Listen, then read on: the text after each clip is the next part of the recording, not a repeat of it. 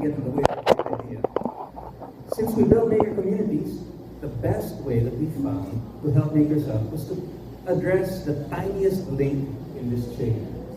So we created an Android application. Honestly, Android is really not completely necessary in this chain, but we created an Android application, and it does one simple thing. With cut and paste software, it gets information from the Arduino and tells the maker exactly what is going on with the device.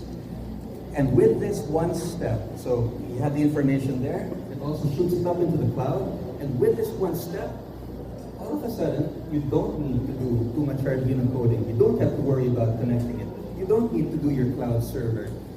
All you need is this one application, which becomes a platform that empowers makers to focus on their great ideas.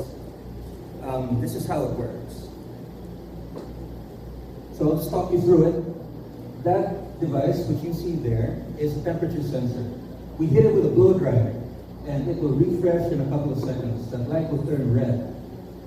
Once the light turns red, well, we have to get the app going somehow. There were a little bit of fun things. But that thing changed from 29 degrees to 35. So it sent a SMS out to the server. The server sent the SMS back here, and you can see that we're monitoring two different devices at different locations. One's at 25 degrees, the other one's at 30. It cooled down just a little bit. You can also see with the graph that it spiked a little bit. And we've got a demo here that you can take a look at it a bit. Now, to address the elephant in the room, this is an expensive hobby. This is an expensive endeavor. And the big question is, since we're dealing primarily with students, how do we keep aspiring makers in the game long enough for them to be able to create that innovation that will change the world? And the answer is, well, we pay them. We're not going to charge them to use their application. We're going to pay them, and this is how it's going to go. With our maker community, we will send out missions. And these missions will be something like this. Get a people counter, put it on the street corner, count the number of people there. We have Google Maps with pins, and we have 100 slots. If you get a people counter within the pin area, you're part of the 1,000. They buy the kits from us, set it up, and we aggregate the data. And we get this data and we sell it to interested parties. Interested parties for people counter, for a traffic counter, for example, would be FMCG corporations, inline activation agencies, advertising agencies, anybody who's interested in how many eyeballs an area will get. And we give them that information on a subscription basis, the same way AC does it. And we give a share to these 1,000 slots. So you can think of it as a combination Amazon Turk and the stock market. You buy into it with a kit, you get money out of it. There is no application that does that. And we did a few numbers, but here's really where we want to go. Per category for market intelligence, a company can charge up to $200,000 for a national figure. $200,000. We don't have to sell to only one principal. We can sell to 5. Unilever, Nestle, P&G, all the big FMCGs. That adds up to $1 million a year. And we don't have to be stingy with it. We can give 50% down to our partner makers. And that 50% amounts to $500 a year. But $500 a year per mission. They can do 12 missions and earn $500 every month. When you consider that the average monthly earning of a Filipino household is $280, this is a huge boost. This is a fantastic way to not only educate the population, but to give them the financial means to bring them up from where they are. And we'll have up to $500,000 left over. That's pretty good. We can plow that into creating more missions because we don't have to stop at this one. Another company can come up to us. They need agricultural data. They need weather data. They need all sorts of other stuff. They might need power consumption data. And we can build a mission for them and crowdsource big data. This is where we're going. And thank you for your time. We are Jumpstart, our platform is IOTa, and every bit helps. I have a question is, who actually create the mission? Is it the principal create the mission or the developer who creates the mission? I think, sir, it's going to be twofold. When we start out, we, the company, are going to have to create the mission and find the particular market segments that are interested in particular data. And then later on, when we have the data to give to the companies, we can have the we can accept missions from the companies. Can you illustrate using a real example? Pardon? Can you illustrate using a real example? Okay. So the people counter is really for traffic on street corners. In the Philippines, for example, we have sari-sari stores. A sari-sari store is the basic FMCG distribution point. That's where the rubber meets the road.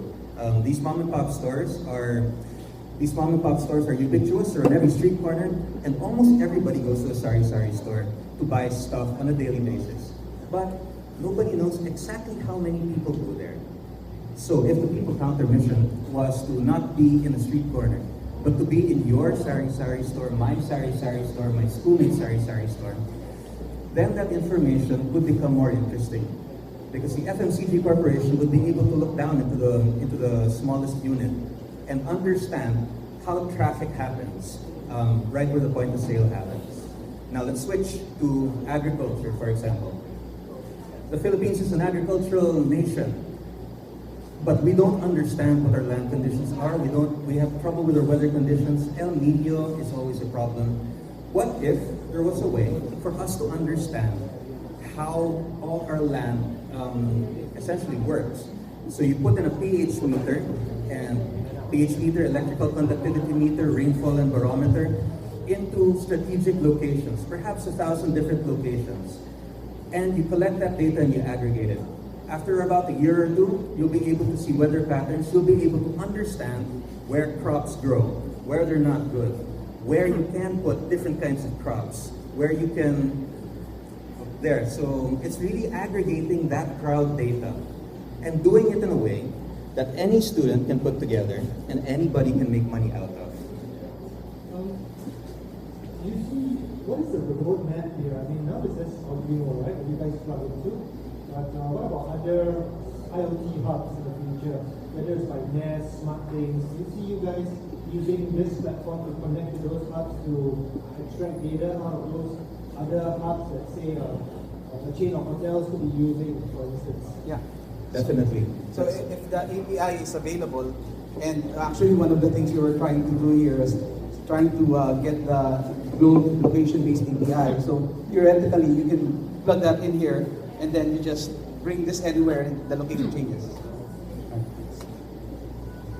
Who does the $500 go to? Does it go to the sari-sari store or does it go to the developer? To the developer, to whoever bought our kit and put it together. So their participation is to buy that, build it, and run it. So if I'm the sari-sari store, why would I allow that? For an investment of perhaps 1,500 pesos, that's under $50, something like that. You can make $500 a year. If you do more than that, you can make $500 a month. So it's a one-time investment for a recurring revenue stream. What happens if I'm the sari-sari? Yes. What do I get? Well, you get the money. You get the $500. You get the $500 a year.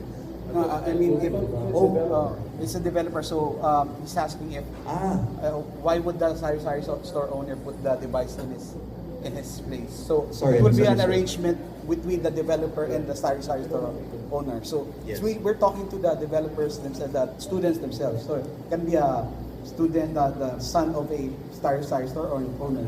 So if it was a sari-sari store owner, if whoever wants to learn, we can teach to build, and then. So our approach is really teaching. In order to answer reach, right now, we're working with Faith in Batangas. So we hit about 14 schools there. Locally, we've done about 4 boot camps and workshops. In all, we've touched maybe 500 interested individuals, mostly com-sci students. And there's a huge growing market. The turnover it just keeps on going. So we're very confident that will be able to get the kind of dispersal necessary.